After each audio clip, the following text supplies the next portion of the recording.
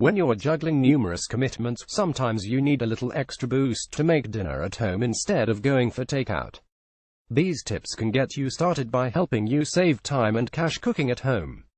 Jesse Price, The Eating Well Test Kitchen Watch. See how to stir-fry chicken. Pictured recipe: roast chicken, sweet potatoes. Start by being realistic about how many meals you'll cook at home in a week. Do you have other plans? Want to eat leftovers for lunch? Next, decide what you want to eat that week. Not a planner. Some of us don't love to plan entire meals in advance. If that's the case, then just pick some of the main ingredients. For instance, you may want to roast a chicken one night and then make soup with the leftovers another night. Maybe you're craving a pizza one night and plan to do something with ground beef another. That's the start of a game plan. Don't miss easy roast chicken recipes. Pictured recipe: southwestern salad with black beans. Always stash a few cans of beans in the cupboard. That way you'll have them to toss with salads or pasta, to add to stir-fries or soups, or turn into an easy dip. Beans are packed with fiber and protein. Buy canned beans and rinse to remove some of the sodium, or cook a big batch and freeze extras for another day.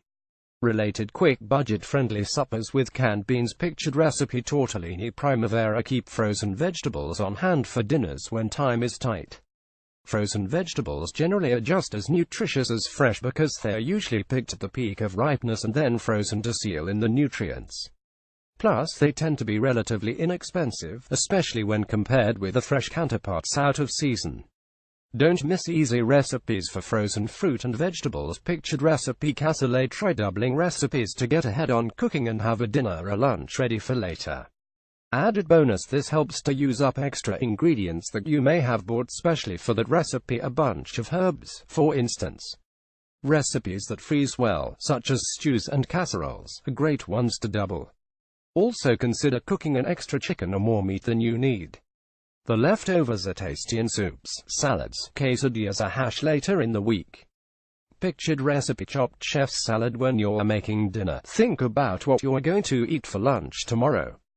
If you're making a salad for dinner, make a little extra and put it in a container, undressed, for lunch the next day. And what about your leftovers from dinner? Is there a little extra chicken or maybe part of a can of beans? Toss that in with your lunch salad.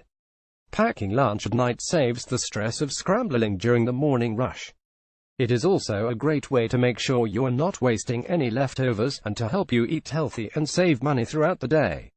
Make sure you have sealable storage containers on hand to save leftovers. You can buy inexpensive clear plastic or glass ones at the supermarket. When they're clear, you can tell what's in them at a glance, and may be more likely to eat the leftovers. If you don't have hours to be at home tending a braise on the stove, try a slow cooker. It will give you the same effect, i.e., it gets tough, inexpensive cuts of meat meltingly tender, but you can plug it in, leave for the day, and come home to a delicious dinner. Look for used slow cookers at garage sales, or make the investment in a new one that is programmable and will automatically switch to a keep warm setting when it's done cooking. Watch how-to tips for healthy crockpot recipes.